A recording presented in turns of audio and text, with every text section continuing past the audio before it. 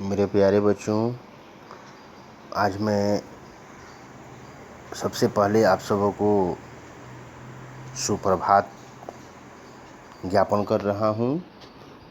और आज मैं नवम वर्ग की संस्कृत व्याकरण की कक्षा में आप सबों को अकारांत शब्द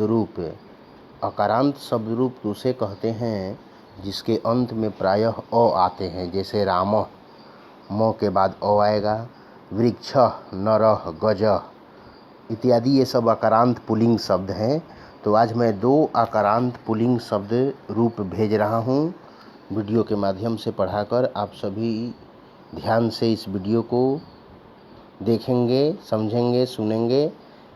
ये बहुत ही आसान चैप्टर है। आप सबों को पहले भी ये सब ज्ञात होगा, पहले भी आप लोग पिछली कक्षाओं में भी शब्द रूप याद किए हैं, बालक का, राम का, ये सब। तो ये अकारांत शब्द रूप है। इस तरह के बालक की तरह जितने भी पुल्लिंग शब्द होंगे जिसके अंत में अ आएगा, जैसे बालक, राम, वृक्ष, सूर्य, नर, मृग, ये जितने भी शब्द रूप होंगे बिल्कुल एक जैसे चलेंगे। अगर आप एक शब्द रूप याद कर लेते हैं तो समझिए कि आपके पास बहुत सारे अकारांत शब्द रूप के स्टॉक हो गए। वो आप अपने ही लिख लेंगे, एक अगर बढ़िया से याद रहता है तो। इसमें 3 वचन होते हैं, आप लोग पहले से ही जानते हैं, सिंगुलर, ड्यूल और प्लूरल। और इसमें संबोधन को लेकर के 8 विभक्तियाँ होती हैं। विभक्ति स्त्रीलिंग शब्द है। प्रथमा, द्वितीया, तृतीया, चतुर्थी, पंचमी, षष्ठी, सप्तमी और संबोधन, ये आप लोग पहले से ही जान रहे हैं। तो प्रथमा विभक्ति कर्ता कारक होती है, द्वितीय विभक्ति कर्म कारक, तृतीय विभक्ति करण कारक, चतुर्थी विभक्ति संप्रदान कारक, पंचमी विभक्ति अपादान कारक, षष्ठी विभक्ति संबंध कारक, सप्तमी विभक्ति अधिकरण कारक। और संबोधन जो होता है वो पुकारने के लिए, संबोधित करने के लिए यूज किया जाता है। शब्द रूप में ही संबोधन का यूज होता है। और कोई भी सर्वनाम शब्द रूप जितने भी होते हैं उनमें संबोधन नहीं यूज होता है, केवल शब्द रूपों में ही संबोधन का प्रयोग किया जाता है। तो इसमें प्रथमा विभक्ति में है बालकः, बालकौ, बालकाः, बालकम, बालकौ, बालकान्, बालकेन, बालकाभ्यां, बालकैः, बालकाय, बालकाभ्यां, बालकेभ्यः, बालकात्, बालकाभ्यां, बालकेभ्यः, बालकस्य, बालकयोः, बालकानां, बालके, बालकयोः, बालकेषु, हे बालक, हे बालकौ, हे बालका। संबोधन के जो रूप होते हैं वो प्रथमा विभक्ति के ही रूप होते हैं। केवल सिर्फ प्रथमा का एक वचन जो होता है वो चेंज हो जाता है। वहाँ बालक है, यहाँ हे बालक है। बाकी सब प्रथमा के तरह ही संबोधन होते हैं किसी भी शब्द रूप के। केवल प्रथमा का एक वचन जो है संबोधन के एक वचन में चेंज हो जाता है।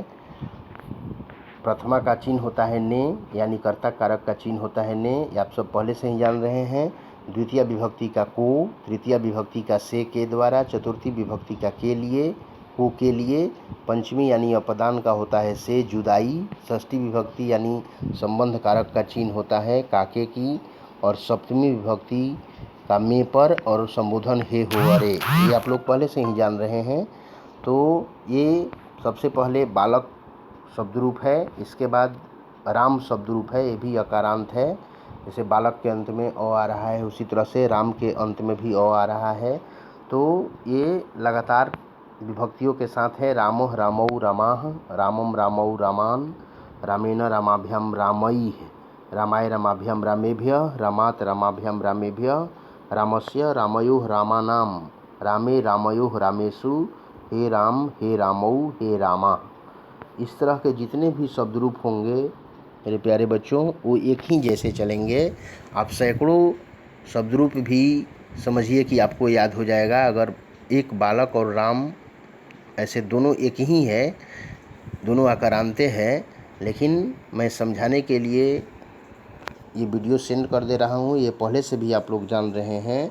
अगर ये 2 शब्द रूप आप लोग याद कर लेंगे तो समझिए कि आप लोगों को अकारांत जितने भी शब्द रूप होंगे, जैसा कि मैंने उदाहरण पहले ही दे दिया, वृक्ष, नर, सूर्य, गज, जितने भी होंगे, वानर, मृग, ये सब जितने भी शब्द रूप होंगे अकारांत जिसके अंत में अ आते हैं, और पुल्लिंग शब्द होंगे जी इस तरह के, तो सारे शब्द रूप एक जैसे चलेंगे, बिल्कुल एक जैसे चलेंगे। जैसे मान लेते हैं कि प्रथमा में बालकः बालकौ बालका है, तो यहाँ अगर गज होगा तो गजः गजौ गजा हो जाएगा। दूसरा द्वितीय विभक्ति में है बालकम बालकौ बालकान, अगर यहाँ गज का होगा तो गजम गजौ गजान हो जाएगा। इस तरह से सारे शब्द रूप चलेंगे। और इसका अर्थ अगर यूज करने के लिए आता है, जैसे लड़का ने कहेगा तो यहाँ बालक कह हो जाएगा प्रथमा के एक वचन। दो लड़कों ने रहेगा तो वहाँ बालकौ हो जाएगा। सभी लड़कों ने रहेगा, ने चिन्ह लगा रहेगा कर्ता कारक के बहुवचन, तो वहाँ बालका हो जाएगा। फिर अगर कर्म कारक में को दिखाना है लड़के को, तो वहाँ एक वचन में बालकम हो जाएगा। अगर दो लड़कों को रहेगा तो बालकौ हो जाएगा। अगर बहुत सारे लड़कों को कर्म में बहुवचन रहेगा तो बालकान हो जाएगा। इस तरह से सभी शब्द रूपों के अर्थ निकल जाते हैं। और अनुवाद वगैरह में अगर यूज करना होता है तो हम लोग इस तरह से यूज करते हैं। आज की कक्षा यहीं समाप्त होती है। आप लोग इसको फेयर कॉपी में, ग्रामर फेयर कॉपी में, संस्कृत के ग्रामर फेयर कॉपी में फेयर कर लेंगे और इसको होमवर्क में अवश्य याद करेंगे। तब तक के लिए धन्यवाद।